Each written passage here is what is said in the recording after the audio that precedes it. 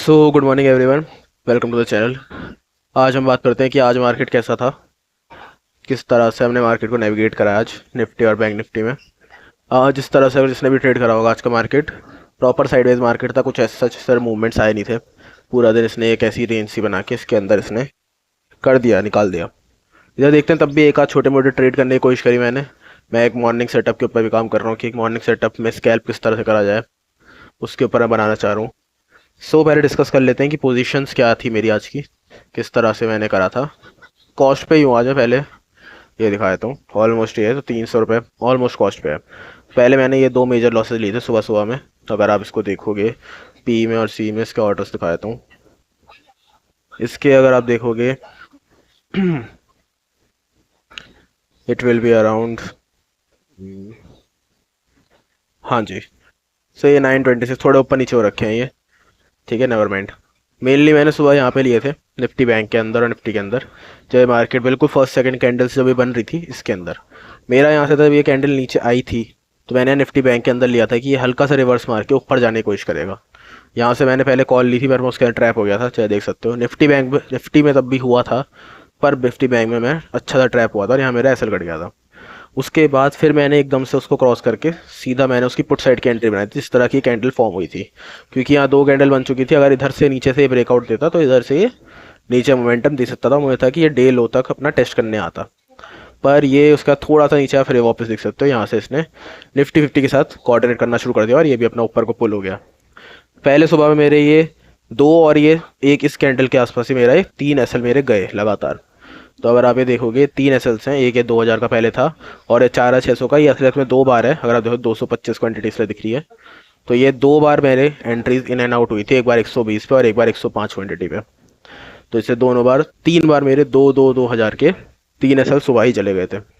वैसे तो जब 3 एसएल जाते हैं तो उसके बाद ट्रेड मैं नहीं करता, लेकिन क्योंकि ये मैं सेटअप बिल्ड कर रहा था सुबह का, तो ये मैं काउंट नहीं करता हूँ इन जनरल, क्योंकि मुझे अभी एक नया चीज़ चाहिए था कि मैं सुबह सुबह जब बहुत ज़्यादा वॉल्टन रहता है उस ड्यूरेशन में मैं कम से कम स्कैल्पिंग की एक अपॉर्चुनिटी जहाँ जहाँ बनती है उसको मैं क्या कहते हैं कैपिटलाइज कर सकूँ या फिर मोनेटाइज कर सकूँ। फिर उसके बाद जब यहाँ पे मार्केट ने एक ये नीचे को आया, यहाँ से आके फिर इसने ऊपर छूट दिया। फिर जब ये नीचे आया तो इसने ये एक लेवल बना रखा था। अगर आप देखोगे निफ्टी के अंदर भी यही वाला लेवल जो इस वाली कैंडल है ब्रेकआउट आया, और निफ्टी बैंक के अंदर ये वाला लेवल तुम्हारा, सॉरी ये वाला 5563 पे, ठीक है। यही आपका सेम निफ्टी बैंक के अंदर भी है और निफ्टी 50 में भी है। जब ये लेकिन इधर से इस तरह की कैंडल आई जिधर मुझे एंट्री करने का मौका नहीं मिला, मुझे था कि मेरे को यहाँ एंट्री करनी है बिल्कुल 5575 पे, क्योंकि यहाँ से मेरा एसएल बहुत अच्छा बन रहा था। मैं एसएल सिर्फ अपना 600 तक का, ये देखो जहाँ मैंने प्लान कर रखा है इतना, तो मेरा बहुत छोटे एसएल में मेरे को बहुत अच्छा टारगेट मिलता। तो जब ये पुल बैक आया तो मैंने दोनों जगह एंट्रीज ले ली, निफ्टी के अंदर भी और निफ्टी बैंक के अंदर भी। निफ्टी 50 की मेरी एंट्री धन के अंदर थी, वो तो एक छोटा सा मेरा था, आपको तब भी दिखा देता हूँ मैं। मेनली मेरे प्लेजिंग का कुछ अमाउंट उसके अंदर पड़ा हुआ था 9-10 हज़ार करीब का, उसको मेरे था कि पड़ा हुआ है इसके अंदर, चलो डाल देता हूँ ट्रेड निफ्टी के अंदर का, क्योंकि निफ्टी का एक लॉट पे मैंने सिर्फ उसके अंदर ट्रेड डाल दिया था। एक सेकेंड, इसको अगर मुझे करना है जब तक मैं आपको निफ्टी बैंक का दिखा देता हूँ। यहाँ पे जब ये था इधर मुझे 6440 रुपये का इस वाले ट्रेड के अंदर था, मैंने यहाँ बुकआउट कर दिया था, ये थोड़ा और नीचे गया था, पुल हुआ था ये, इसमें मुझे अराउंड कम से कम 8 से 10 हज़ार मुझे मिल जाते, पर क्योंकि पहली सुबह इतना बड़ा लॉस में लेके बैठा हुआ था तो उस वजह से तो साइकोलॉजी थोड़ी सी तो इफेक्ट हो जाती है, चाहे आप कितना भी उसे मना कर लो, पर ये चीज़ हो गई थी। तो इस चक्कर से वो एक लॉस हो गया था, तो उसका मेरा जब रिकवर हुआ ऑलमोस्ट तो मेरा था कि मैं सेकंड ट्रेड जब लूँगा दिन का उसके अंदर मैं प्रॉपर ग्रीन के अंदर भी आ जाऊँगा, उसके अंदर ऐसा कोई दिक्कत नहीं होगी। यहाँ देखिए 1400 का, ये रहा 1600 का इसका नेट था, ये 200 का कुछ एक छोटा सा पहले मैंने एग्जिट कर दिया था, कॉल ली थी मैंने, उसके फिर मैंने पुट में अंदर अपना वो बना लिया था। तो फिर यहाँ पे ये था ये निफ्टी 50 वाला और ये निफ्टी बैंक का ट्रेड मैंने बनाया था। उसके बाद कोई अपॉर्चुनिटी नहीं बनी। मैं एक बार यहाँ करीब पे सोच रहा था करने की, जब आप यहाँ पे थे, यहाँ पे इधर मैं सोच रहा था कि इसको मैं शॉर्ट करने की, कहीं से मुझे एंट्री का कुछ मिले, क्योंकि अगर आप देखोगे निफ्टी बैंक के अंदर भी और इसके अंदर भी ये अराउंड फिबोनाची का गोल्डन लेवल है जो उसके अंदर आता है, ठीक है। पर ये जब इसका ब्रेकआउट आया यहाँ से इतना एकदम से ऐसा आया, उसके फिर ये साइलेंट चला गया, तो मुझे यहाँ पे कोई प्रॉपर इस तरह से मिल नहीं रहा था जहाँ पे मैं एंट्री कर सकूँ, ठीक है। वेरस जब ये वाली कैंडल बनी थी तो मेरा इसके बाद ही था कि मेरे कुछ एक थोड़ा सा मिस आउट हो गई थी चीज़। तो मैंने अगर था निफ्टी 50 के अंदर मैंने अपना ट्रेड बना लिया था, जो आप यहाँ पे देख भी पा रहे होगे, ये रहा 13 रुपये में, ये मैंने कॉस्ट पे निकाल दिया था। यहाँ पे जब इसका ब्रेकआउट आया था मैंने इधर कहीं पे एंट्री बना ली थी अपने, मैं था ये लो वापस से टेस्ट करने आएगा।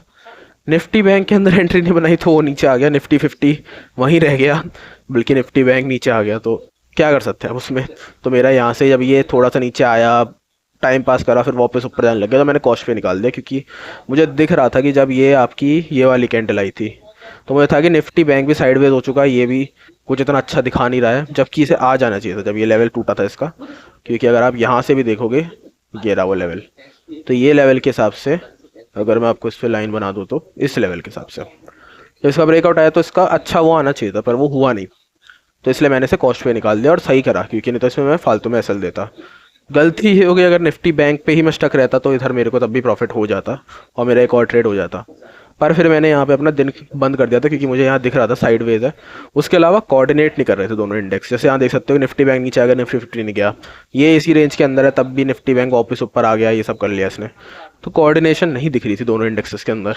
तो जब दोनों इंडेक्स एक तरह से मूव नहीं कर रहे होते हैं, उस चक्कर में एक वो कॉन्फिडेंस नहीं आता है कि उसमें ट्रेड करा जाए किसी भी इंडेक्स के अंदर। सो ये तो हो गया आज का डिस्कशन, किस तरह से मेरे ट्रेड्स लिए गए थे, किस तरह से वो था। तो अगर आप नेट नेट देखोगे मैं ऑलमोस्ट कॉस्ट पे ही हूँ, और इसका प्रॉफिट अगर कंसिडर करना है तो कर सकते हो, पर ये कुछ है नहीं, ये नेग्लिजिबल है। सो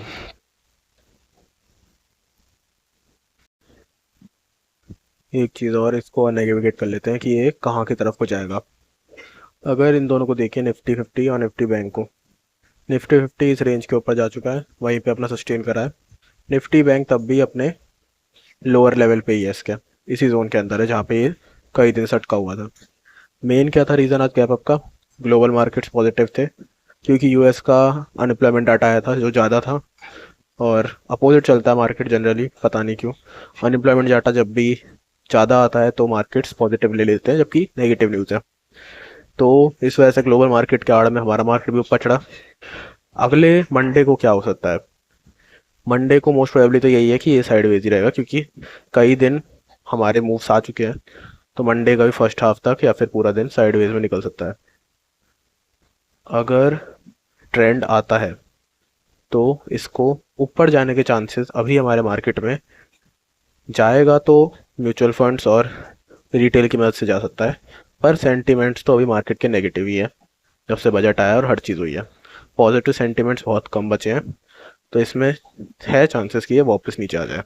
हर चीज़ डिपेंड करेगी कहाँ पे गैप अप में गैप अप खुलता है, गैप डाउन खुलता है, साइडवेज खुलता है, क्या करता है मार्केट।